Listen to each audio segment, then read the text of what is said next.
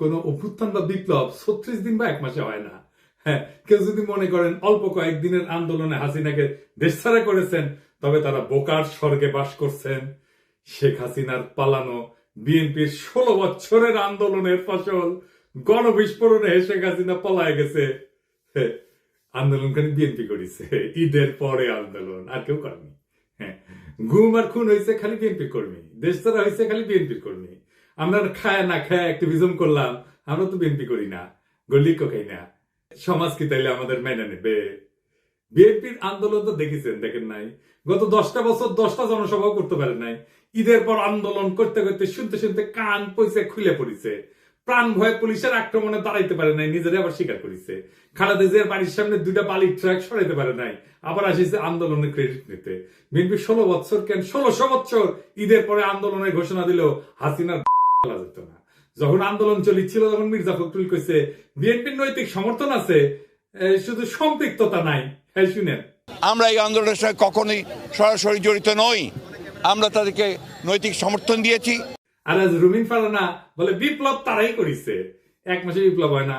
তাহলে 7ই নভেম্বরের বিপ্লব কেমনে 4 দিনে হইল? নভেম্বরের 3 তারিখ থেকে 7 তারিখ বিপ্লব। রাশিয়ার বিপ্লব কেমনে 10 দিনে হইল? দুনিয়া কাঁপানো 10 দিন, ওই টাইমের উপরে একটা বইও আছে। বিপ্লব ক্ষণস্থায়ী, বিপ্লব অল্প সময় থাকে। বিপ্লব হইতেছে সেই মহেন্দ্র ক্ষণ, একটা মাহদীয় সময়, যখন একটা জনগোষ্ঠী তার জাতীয় আকাঙ্ক্ষার সর্বোচ্চ শিখরটা হুট করে ছুঁয়ে ফেলে, বিদ্যুৎ চমকের মতো বা লাফায় ওঠা ল্যাম্পের শিকার মতো। ওই সময় ওই জাতির উপরে আল্লাহর খেলাফত নাজিল হয়, তখন সেই হয়ে ওঠে দুনিয়ায় খোদার খলিফা, বিপ্লবের নায়ক। আর সেই অসামান্য মুহূর্তটাই বিপ্লব। আমরা ভাগ্যবান, আমরা পুরা জাতি ওই মুহূর্তটায়, ওই মহেন্দ্রক্ষণের নায়ক, যার মধ্যে দিয়ে সৃষ্টিকর্তার পবিত্র ইচ্ছা আমাদের জাতির উপরে নাজিল হয়েছিল। এই জন্য এই শহীদের মৃত্যু নাই, তারা সময় আর কালকে অতিক্রম করে যায়। আমি কইছিলাম খোদা তাআলার দয়া ছাড়া বিপ্লবে বিজয়ী হওয়া যায় না। খোদা তাআলা সাহসের আবাবিল পাখি পাঠান লড়াইয়ের ময়দানে। খোদা তাআলার সাথে জনগণের একটা স্পিরিচুয়াল কানেকশন ছাড়া বিপ্লব সফল হয় না। মহাজীবনের ডাক শোনে সবাই। আপনি রুমিন ফারানাকে বিএনপি কে খোদা তাআলার জায়গায় বসাইতেছেন? নাউজুবিল্লাহ। বিপ্লবের মালিক সৃষ্টিকর্তা, আপনারা না। আপনি বিপ্লবের নায়ক হইলে আপনি মাইকের সামনে চিল্লাইতেন না। অবশ্য ভুলভাল চিল্লান। কইতেছে 18 সালে নাকি বিএনপি নির্বাচন প্রত্যাখ্যান করেছে। শুনেন, আওয়ামী লীগ যখন ভারতের সঙ্গে আঘাত করে 14, 18, 24-এ ক্ষমতা দখল করলো, বিএনপি তখন আপোষহীনভাবে জনগণের পাশে থেকে নির্বাচন প্রত্যাখ্যান করেছে। ওই নিজেই 2018 সালে সংসদে সংরক্ষিত আসনের এমপি ছিল বিএনপি, হালকা বিএনপি নির্বাচন প্রত্যাখ্যান করছে। কি কয় না কয় তার কোনো ঠিক নাই। শুধু তাই না, 10 কাঠার একটা প্লট চাই আবেদন করেছিল, যে প্লট পাইলে নাকি চিরকৃতজ্ঞ থাকিবে। দেখেন, এটা প্লটের লোভ সামলাইতে পারে না, সে আবার বিপ্লব করে। হ্যাঁ, খেল খতম হয়েছে, পয়সা হজম। দরখাস্তটা দেখেন, একবার বলে 2/3 মেজরিটি নিয়ে বিএনপি ক্ষমতায় যাবে। শুনেন, আবার বলে বিএনপি নেতা কর্মীদের কন্ট্রোল করা যাচ্ছে না, কেন্দ্রে জানায় কোনো লাভ হচ্ছে না। শুনেন, বিএনপির নেতা কর্মীদেরকে মাঠ পর্যায়ে কন্ট্রোল করা যাচ্ছে না, চাঁদাবাজির সঙ্গে যুক্ত, জমি দখলের সঙ্গে যুক্ত, টেন্ডারবাজির সঙ্গে যুক্ত। আমার এলাকাতে পদধারী নেতারা কেউ মাটি ভরাট করে নদীর উপরে, জমি দখল করে, আরেক উপজেলায় পদধারী নেতারা মামলা বাণিজ্য করে। তো কন্ট্রোল করা তো যাচ্ছে না। কেন্দ্রে খবর পাঠানো হয়েছে, কেন্দ্র কোনো অ্যাকশন নেয় নাই। তো বুঝছেন তো, বিএনপি ক্ষমতা এসে কি করবি? আচ্ছা, ওরা ছেড়ে দিই, বাচ্চা মেয়ে কি কইতে কি কয় ঠিক নাই, আপনারাও ছেড়ে দিয়েন। এবার আসেন বিএনপির অন্যতম প্রধান তরুণ বুদ্ধিজীবী ফাহাম আব্দুল সালাম, ওরা নিয়ে একটু কথা বলি। ফাহাম দেশে গেছিল, আপনারা মনে হয় অনেকেই জানেন যে ফাহাম মির্জা ফখরুল ভাইয়ের মেয়ে জামাই। তো আমি অত্যন্ত পছন্দ করি ফাহামকে ব্যক্তি হিসেবে, ভেরি চার্মিং পার্সোনালিটি। এই ফ্যাসি বিরোধী লড়াইয়ে তার অসামান্য ভূমিকা ছিল। সে আরবান এলিট যুবক তরুণদের এই লড়াইয়ের জন্য তৈরি করছে, সে একাই। আমি ভালো কথা বলে ফেললাম না। হ্যাঁ, বাংলাদেশে কারো সম্পর্কে ভালো কথা বলা খুব মুশকিল। যারা ফাহামকে পছন্দ করে না তারা গালাগালি করতে পারে, আর যারা ফাহামকে পছন্দ করে তারাও গালাগালি করবে যে ও আসিছে এবার ফাহামের জনপ্রিয়তা দিয়া তোমার পয়েন্ট বাড়ানোর জন্য, পয়েন্ট খাওয়ার জন্য আসিছে। আর যদি কখনো ফাহাম গ্যাঞ্জাম করে, অ্যান্টি পিপল স্ট্যান্ড নেয়, তখন এসে বলবে দেখেছেন খুব তো তখন প্রশংসা করেছিলেন। যাই হোক, এটা বলে রাখলাম যে ফাহাম আমার এলাই না, এখন রাজনৈতিক মিত্র না। কারণ ফাহাম বিএনপির যে স্ট্যান্ড নিছে, যেটা আপলোড করে, সেটা করেও সম্পর্ক রাখা যায় ভিন্ন মতের মানুষের সাথে, কিন্তু ফাহাম সেটা রাখবে না বলে সিদ্ধান্ত নিছে, এটা কোনো সমস্যা নাই, অ্যাবসলিউটলি ফাইন। ফার্ম সম্পর্কে এত কথা বললাম যে আমাকে তাকে রেফার করে কথা বলতে হবে, সেই জন্য বলে নিলাম আর কি। কারণ সেও বলছিল যে এই লড়াইয়ে যারা ছিল তারা তার ভাই ব্রাদারটা বলছে, তো সেটা আমার তরফ থেকেও এখন এটা বলে না ওটা ভালো। তো ফার্ম দেশে গেল, সেই সময় ছাত্রদের নিয়ে বলছিল সম্ভবত একটা টিভি শোতে যে ছাত্ররা বিএনপির সাথে অ্যালাই করলে ভালো করবে, এটা তাদের বেটার সিকিউরিটি দিবে। স্বার্থের দিক থেকে তারা যদি বিএনপির সাথে অ্যালাইন করে, আমার মনে হয় যে তাদের ভবিষ্যৎ অন্য অপশন থেকে বেটার। 2 দিন আগেও লিখলো ফার্ম যে আওয়ামী লীগের মিছিল হচ্ছে বড়, এইটা আমরা নাকি একে অন্যকে অপমানিত করছি তার ফল। হ্যাঁ, মাঝে মাঝে ফার্মের কথা শুনে হাসি। আচ্ছা ফার্ম, বিএনপি কি কাউকে সুরক্ষা দেওয়ার কথা বলা মানায়? আর বিএনপি কি কাউকে সুরক্ষা দিতে পারে?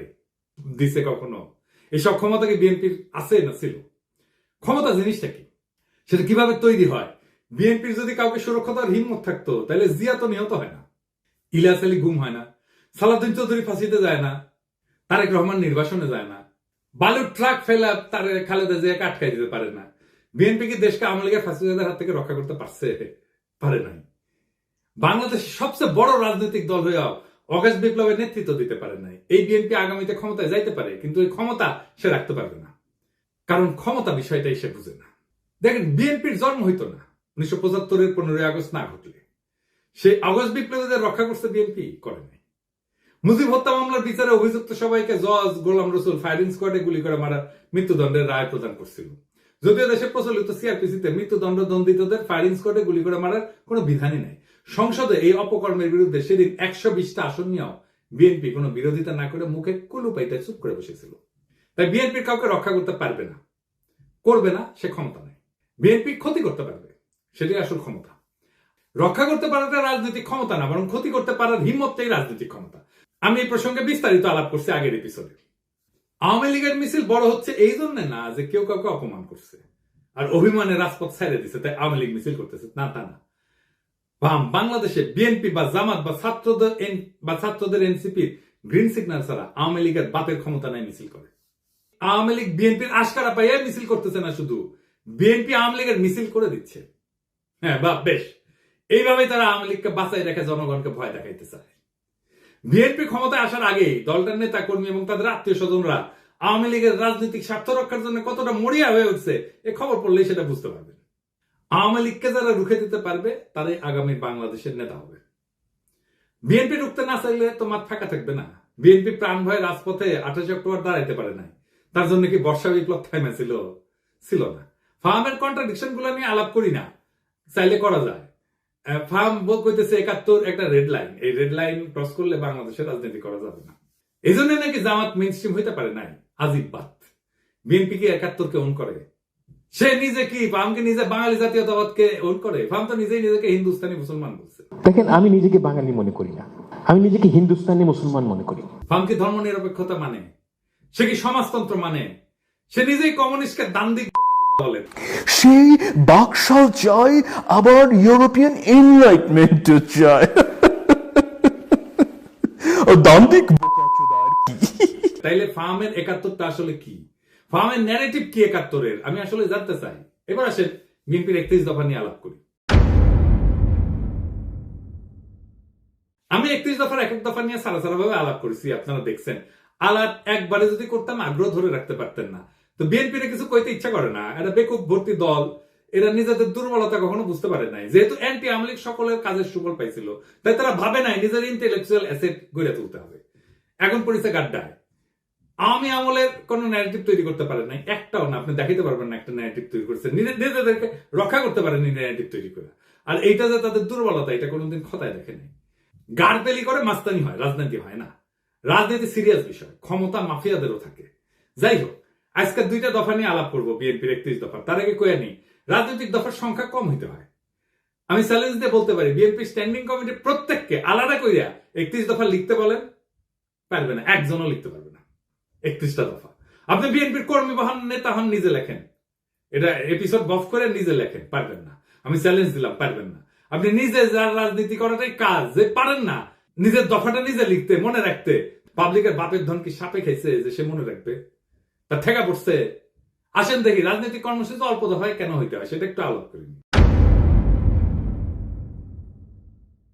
1 নম্বর কারণ সহজবোধ্যতা। অল্প দফা থাকলে জনগণ সহজে বুঝতে পারে কি দাবি করা হচ্ছে। বেশি দফা থাকলে মেসেজ জটিল হয়ে যায়, সেই জন্য সাধারণ মানুষের মনোযোগ হারানোর ঝুঁকি বাড়ে। 2 নম্বর, মোবিলাইজেশন সহজ হয়। কম দফা মানে একটা বা দুইটা মূল দাবির পিছনে জনগণ জোরালো ভাবে ঐক্যবদ্ধ হইতে পারে, আন্দোলনের শক্তি বাড়ে। 3 নম্বর, কৌশলগত চাপ সৃষ্টি করা যায়। সরকার বা বিরোধী শক্তির উপর চাপ তৈরি করার জন্য স্পষ্ট এবং নির্দিষ্ট দাবি থাকা জরুরি। বেশি দাবি দিলে কোনো দাবি নিয়ে সুনির্দিষ্টভাবে চাপ তৈরি করা যায় না। গতি বজায় রাখা, কম দফার কর্মসূচি আন্দোলনের গতি এবং ফোকাস বজায় রাখে। লম্বা তালিকা মানে প্রত্যেকটা বিষয় আলাদা করে ব্যাখ্যা লাগবে, যা সময় ক্ষেপণ করে। 5 নম্বর হইতেছে সংবাদ মাধ্যমে সহজে প্রচার। মিডিয়া ছোট স্পষ্ট বার্তা প্রচার করতে পছন্দ করে। অল্প দফায় আন্দোলন সহজে শিরোনাম হয়। আমি এটা বললাম আন্দোলন এই কারণে, কারণ তারা কিন্তু 31 দফা আন্দোলনের সময় করছে, বিপ্লবের পরে করে নাই, সেজন্য আন্দোলনের কথা বললাম। আমাদের সফল আন্দোলনগুলো দেখেন, রাষ্ট্রভাষা বাংলা চাই 6 দফা। এরশাদ বিরোধী আন্দোলনের 1 দফা, এক দাবি এরশাদ তুই কবে যাবি। হাসিনা খাতা আন্দোলনের 1 দফা। এমনকি বিএনপি যে 4 দলীয় জোটের 5 দফা ছিল 2001 সালের নির্বাচনে, দুর্নীতিমুক্ত প্রশাসন, সুশাসন, আইন শৃঙ্খলা উন্নয়ন, এই সমস্ত। তারপরে দফা বাড়তে থাকে। 2018 সালে বিএনপির ঐক্যফ্রন্টের দফা হয় 7 দফা আর 11টা লক্ষ্য। এই হইতেছে বাম ইনফ্লুয়েন্স। দাবি ঢুকাইতে দিতে হবে টাইসা। মানুষ পড়লো কিনা শুনলো কিনা ভাবাভাবি নেই। আসেন 31 দফার 2 নম্বর দফা নিয়ে দেখি। তারা কইতেছে বাংলাদেশে গণতন্ত্র, ভোটাধিকার পুনঃপ্রতিষ্ঠা এবং স্বচ্ছ গণতান্ত্রিক প্রক্রিয়াকে স্থায়ী, সাংবিধানিক এবং প্রাতিষ্ঠানিক রূপ দেওয়ার লক্ষ্যে একটা নির্বাচনকালীন দল নিরপেক্ষ তত্ত্বাবধায়ক সরকার ব্যবস্থা প্রবর্তন করা হবে। ভালো কথা, কিন্তু প্রশ্ন হইতেছে তত্ত্বাবধায়ক সরকার তো বিএনপি প্রবর্তন করেছিল, তাই না? আইন কইরা 96 সালে তো টিকলো না কেন? আবার আইন করবে, টিকবে না। মানে আমরা চক্রাকারে একই সমস্যার আবর্তে ঘুরপাক খাবো নাকি বারে বারে? আবার যে বাতিল হবে না তার নিশ্চয়তা কি? জনগণ চায় একটা নিরপেক্ষ নির্বাচন, অবাধ স্বচ্ছ নির্বাচন, নেতা নির্বাচনের স্বাধীনতা। এটা কিভাবে নিশ্চিত হবে? বিএনপি তো বিচারপতির বয়স বাড়ায় নিজেদের পছন্দ মতো লোককে তত্ত্বাবধায়ক সরকার প্রধান বানাতে চেয়েছিল 2006 সালে, জানেন তো? 2007 সালের জানুয়ারিতে যে সাধারণ নির্বাচন পরিচালনা হবে, সেটার জন্য তত্ত্বাবধায়ক সরকার গঠিত হওয়ার কথা ছিল। তার প্রধান উপদেষ্টা হিসেবে বিচারপতি KM হাসানকে নিয়োগ করা হয়। উনি একসময় বিএনপির কেন্দ্রীয় নেতৃত্বে ছিলেন। তৎকালীন আওয়ামী লীগের মতে KM হাসান যাতে তত্ত্বাবধায়ক সরকারের প্রধান উপদেষ্টা হইতে পারে, সেই জন্য বিএনপি সংবিধান সংশোধন করে বিচারপতির অবসর গ্রহণের বয়সসীমা বাড়াই দিছিল। গ্যাঞ্জাম বাঁধে এই নিয়ে, আবার গ্যাঞ্জাম বাঁধবে। এই দফা দিয়ে কি অবাধ সুষ্ঠু নির্বাচন করা যাবে? যাবে না। নিশ্চিত করা যাবে? যাবে না। এমনকি এই সিস্টেম টিকবে না, আগেও টেকে নাই। তাইলে এই দফা কি চিন্তা ভাবনা কইরা বানাইছে? আচ্ছা, 4 নম্বর দাবিতে কি বলিছে? পরপর 2 টার্মের অতিরিক্ত কেউ প্রধানমন্ত্রীর দায়িত্ব পালন করতে পারবে না। ভালো কথা, খুবই ভালো কথা। কি মনে হয় এটা পইরা? পরপর 2 টার্মের বেশি কেউ প্রাইম মিনিস্টার দায়িত্ব পালন করতে পারবে না। এটা বিএনপি অনেকবার বলছে, কিন্তু আমরা যাতে আমেরিকায় দেখি এইটাই সংবিধান সংস্কার কমিটি প্রস্তাব করছে। এখন বিএনপি কইতেছে প্রধানমন্ত্রী পদে দাঁড়ান 2 মেয়াদের বেশি কেউ থাকতে না পারলেও একবার বিরতি দিয়া আবার প্রধানমন্ত্রী হইতে চাইলে সেই সুযোগ থাকতে হবে। মানে পরপর 2 টার্ম থাকবে, তারপরে 1 বছর অন্য কেউ হবে, তারপরে আবার কেউ 2 টার্ম এসে থাকবে। মানে বুঝছেন তো, পরপর 2 টার্ম থাকার পরে 1 টার্ম প্রেসিডেন্ট হবে, তারপর আবার 2 টার্ম প্রাইম মিনিস্টার হবে, তারপরে 1 টার্ম প্রেসিডেন্ট হবে। মানে চালাকি শুরু হয়ে গেছে, ভাবছে কেউ বুঝতে পারবে না। যেই মাত্র ক্ষমতায় আসা দেখতে পারতেছে তখনই সব উল্টাই দিছে বিএনপি।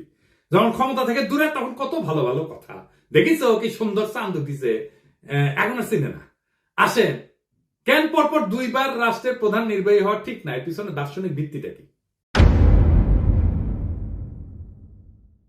পরপর 2 টার্ম রাষ্ট্রের নির্বাহী থাকা ঠিক না কেন? এর মূল উদ্দেশ্য হইতেছে 1 নম্বর, ক্ষমতার অপব্যবহার রোধ করা। দীর্ঘ সময় ধরে একই ব্যক্তি ক্ষমতায় থাকলে স্বৈরতান্ত্রিক প্রবণতা তৈরি হয়, নিজের ক্ষমতা পাকাপোক্ত করতে শুরু করে, জনগণের বদলে নিজের দল বা নিজের শক্তিকে রক্ষা করে। একই জিনিস ঘটছে হাসিনার ক্ষেত্রে। 2 নম্বর, নতুন নেতৃত্বের সুযোগ সৃষ্টি হয় না। নিয়মিত নেতৃত্বে পরিবর্তন মানে নতুন চিন্তা, নতুন দৃষ্টিভঙ্গির আগমন। 3 নম্বর, রাষ্ট্রীয় প্রতিষ্ঠানের স্বাধীনতা রক্ষা। একজন দীর্ঘদিন ক্ষমতায় থাকলে বিচার বিভাগ, নির্বাচন কমিশন, পুলিশ ইত্যাদি তার হাতে জিম্মি হয়ে যেতে পারে, যেটা হাসিনার আমলে হয়েছিল। 4 নম্বর, গণতন্ত্রের প্রাণবন্ততা বজায় রাখা। জনগণ যাতে মনে করে রাষ্ট্র তাদের, কোন ব্যক্তির না, এই অনুভূতি বজায় রাখা দরকার। এবং দীর্ঘকালীন শাসনের বিদ্রোহ কিন্তু অবশ্যম্ভাবী হয়ে ওঠে, কারণ ক্ষমতা কেন্দ্রীভূত হয়ে পড়ে। যখন এক ব্যক্তি বা গোষ্ঠী দীর্ঘদিন রাষ্ট্রের নেতৃত্ব থাকে, তখন তারা সমস্ত শক্তি নিজেদের হাতে কক্ষিগত করে। আইনের শাসন দুর্বল হয়, বিচার ব্যবস্থা পক্ষপাতদুষ্ট হয়, সেনাবাহিনী প্রশাসন ব্যক্তি বিশেষের গোলাম হইয়া পড়ে, জনগণের স্বাভাবিক চাহিদা, ন্যায় বিচার, সমান অধিকার, জীবনের নিরাপত্তা, এই সমস্ত পদদলিত হয়। একই জিনিস আমরা দেখছি হাসিনার আমলে। এই যে ঘটনা, এটা তাত্ত্বিক ভিত্তি কি, যে কেন প্রধান নির্বাহী বেশি দিন থাকতে পারবে না? তাত্ত্বিকভাবে এটা দাঁড়ায় আছে কয়েকটা বড় চিন্তার উপরে। 1 নম্বর হচ্ছে ডেমোক্রেটিক রোটেশন বা এটাকে বলা যেতে পারে গণতান্ত্রিক চক্র। জন লক, মতেস্কু এই দার্শনিকরা বলছিলেন ক্ষমতা স্বাভাবিকভাবে দুর্নীতির দিকে ধাবিত হয়, তাই নিয়মিত ক্ষমতার হাত বদল জরুরি। আরেকটা তত্ত্ব হচ্ছে ন্যাচারাল ডিকে অফ পাওয়ার, মানে ক্ষমতার স্বাভাবিক ক্ষয়। টকভিল উনি বলছেন একজন নেতা যত বেশি সময় ক্ষমতায় থাকে তত সে জনগণের আসল চাহিদা থেকে বিচ্ছিন্ন হয়ে পড়ে। আর 3 নাম্বার হইতেছে জেনারেশনাল রিনিউয়াল, নতুন প্রজন্মের আবির্ভাব তত্ত্ব। রাষ্ট্রের সেবা করার সুযোগ নতুন নেতৃত্বকে দিতে হবে, না হইলে রাষ্ট্র সময়ের সাথে সাথে পিছায় যাবে। যদি একজন নেতা 2 মেয়াদে চালায় যায়, তারপর এক টার্ম বিরতি নিয়ে আবার প্রার্থী হয়, তাহলে মূল উদ্দেশ্য ব্যাহত হয়। কেন ব্যাহত হয়? 1 নাম্বার, ক্ষমতার নেটওয়ার্ক নষ্ট হয় না, যেটা তৈরি হয়েছিল।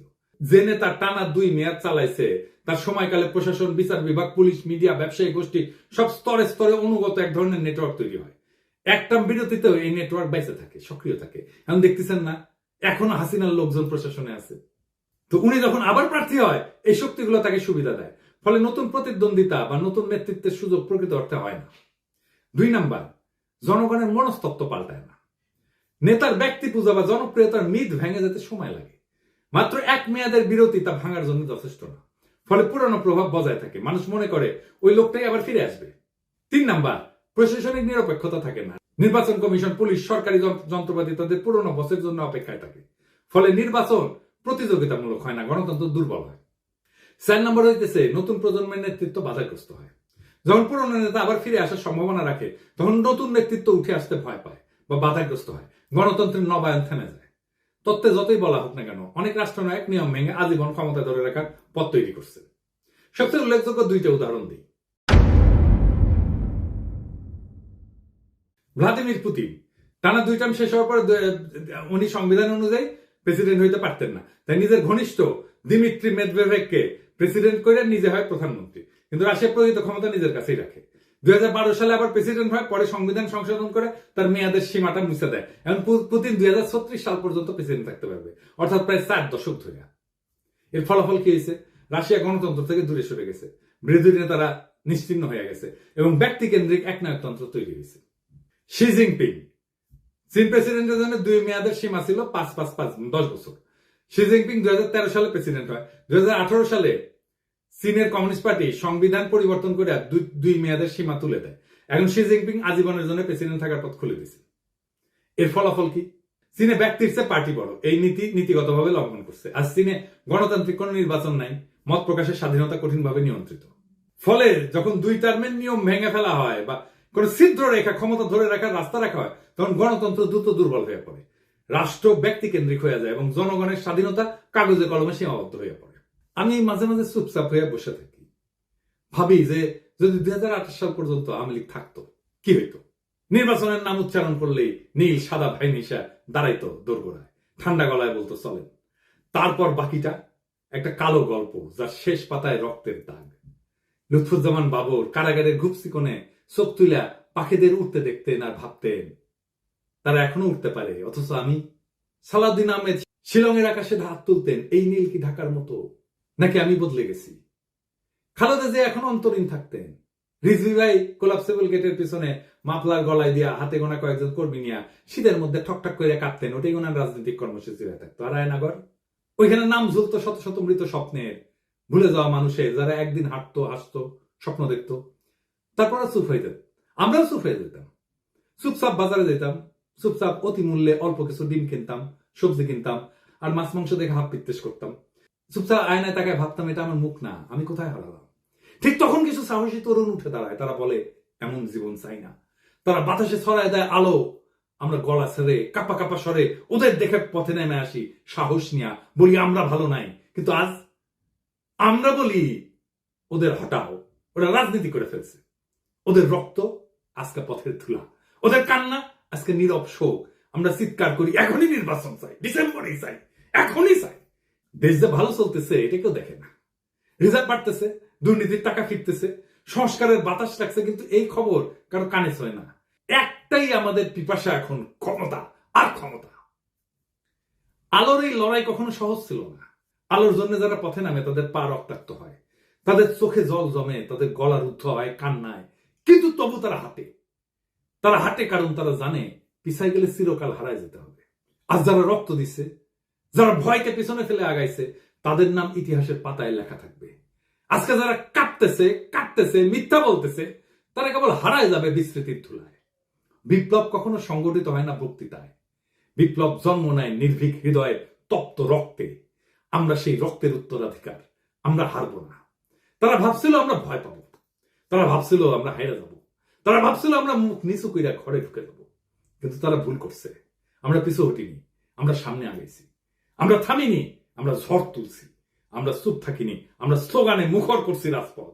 আজ যারা ধোকা দিচ্ছে, ইতিহাস তাদের মুখ চিরকাল ঘষে মাটিতে ফেলে রাখবে। আজ যারা দাঁড়াইছে, ইতিহাস তাদের মাথায় তুলে নেবে। আজ আকাশ ভেঙে পড়ুক, সমুদ্র ফেটে যাক, আমরা পিছু হটবো না। আমাদের জয় হবে ইনশাল্লাহ। ইনকিলাব জিন্দাবাদ।